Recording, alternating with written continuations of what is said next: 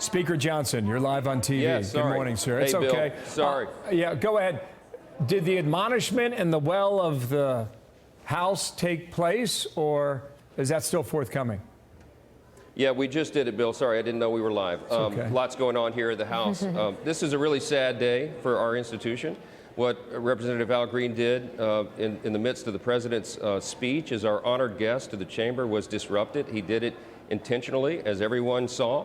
I gave him plenty of warnings, and he refused it. It was a deliberate action. It needed to be met with swift punishment. That's the tradition of this place, to maintain decorum. And so that's what we just did.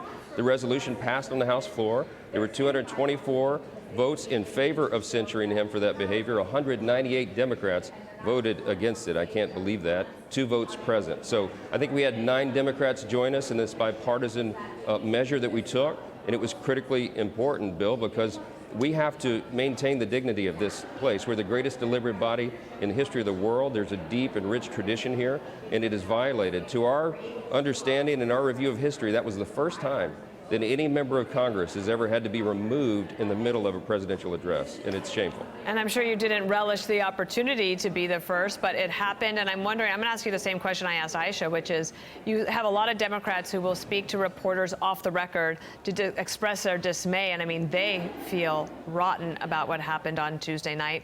Do you think that any of them, do you see any of them, like, I know you talk to a lot of them, a lot of you guys are friends, no matter what happens on the floor and aside from politics.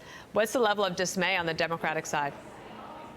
It's broad. I will tell you that they're embarrassed by what happened.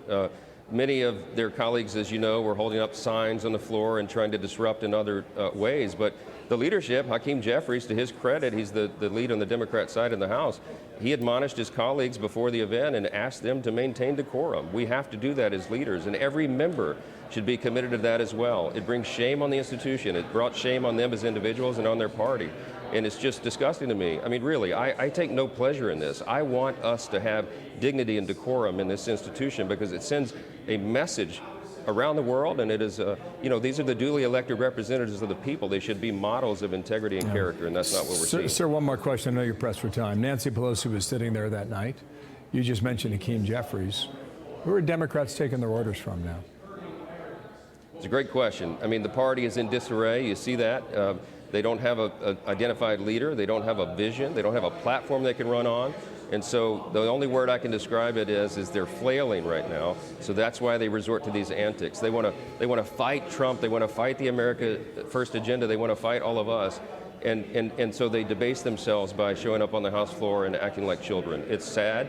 This is an unfortunate day, and I wish we hadn't had to go down this road. Speaker Johnson, great to have you on the show. Thank you for doing this for us as we time. try to understand what happened there on the floor. Thank you both. Appreciate it. Thank you.